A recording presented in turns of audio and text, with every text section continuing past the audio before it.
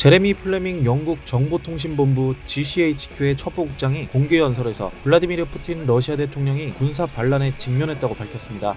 이러한 발언은 29일 미국 백악관과 국방부, 정보당국에서 일제히 러시아 참모들이 푸틴에게 진실을 말하는 걸 두려워하고 있다고 밝힌 뒤 나왔는데요. 플레밍 국장은 30일 호주 국립대학에서 연설하던 도중 푸틴이 우크라이나 국민의 저항을 과소평가했고 러시아군의 능력은 과대평가했다며 뼈있는 말을 던졌습니다. 또 무기와 사기가 부족한 러시아 군인들이 명령 수행을 거부하고 자국의 장비를 파괴하고 심지어 실수로 자국 항공기를 격추하는 걸 확인했다고 말했는데요. 실제로 소셜미디어상에는 이러한 정황을 증명하는 영상들이 올라오고 있습니다. 30일 트위터엔 러시아 병사 10명이 차량을 타고 이동하면서 러시아는 18살인 우리를 무조건 전쟁터로 데리고 왔다며 불만을 터뜨리는 영상이 공개됐는데요. 이들은 영상에서 우리가 받은 총은 1940년대에 만들어진 것이다. 발사조차 안 된다고 분노했습니다.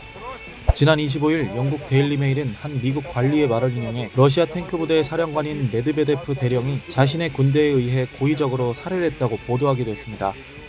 플레밍 국장은 연설에서 러시아군은 낮은 사기, 병참 실패, 많은 사상자 수 등 여러가지 문제에 시달리고 있다면서 푸틴의 개인 전쟁은 군사 반란에 직면하고 있다고 강조했는데요. 로이터 통신은 이 주장에 대해 GCHQ는 파이브 아이스 동맹을 통해 미국의 국가안보국, 호주, 캐나다, 뉴질랜드의 첩보기관과 긴밀한 관계를 맺고 있다며 플레밍 국장의 발언에 힘을 실어줬습니다. 나토는 이번 전쟁으로 러시아군 사망자 수가 최소 7,000명에서 최대 15,000명에 이를 것으로 추정하고 있는데요. 하지만 러시아는 1,351명의 자국 병사만이 사망했다고 주장하고 있죠. 플레밍 국장은 푸틴은 한때 막강했던 러시아 군대의 능력을 크게 오판했고 푸틴을 두려워한 참모들이 그에게 진실을 말하지 못하는 걸로 보인다고 말했습니다.